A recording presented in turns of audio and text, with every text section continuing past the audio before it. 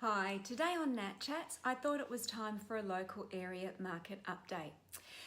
There does seem to be evidence, albeit predominantly anecdotal, that transaction activity in the suburbs surrounding Beaufort Street is starting to pick up. Demand, particularly for character homes on full lots and lots with development potential, does seem to be increasing. It's a little bit embarrassing, but I often say to potential sellers that September is my worst sales month of the year. Well, in fact, that's not been the case for this year. It's actually, to date, been one of my best. And in our office overall, sales transaction activity for the September quarter, even if we do no more deals for the rest of this month, is up 50% on last year. So change certainly does seem to be in the wind.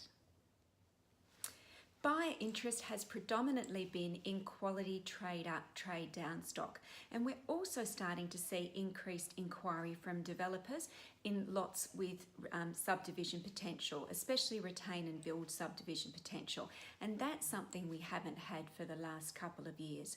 Look, whether this is a blip or a trend remains to be seen, but we're certainly encouraged by reports of increased sales transaction activity and price growth in the prestige suburbs. And traditionally, the Perth housing market recoveries have been led by those areas.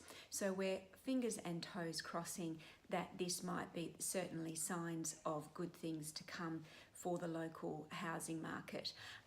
So look, if you're certainly in the market to trade up to a bigger home or better suburb, that window of opportunity might be closing. All of that said, the market still remains price sensitive, and property must be well presented and appropriately priced if you're going to generate strong buyer interest. But certainly if it is, we are seeing increased incidence of multiple offers in the marketplace, which is a great sign.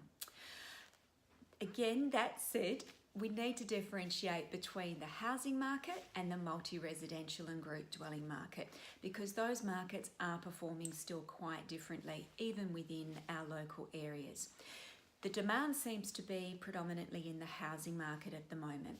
The same can't be said on the whole for the multi-residential and group dwelling market. There does seem to still be significant amounts of oversupply in that market, though we are seeing a tightening in terms of rentals, which is great.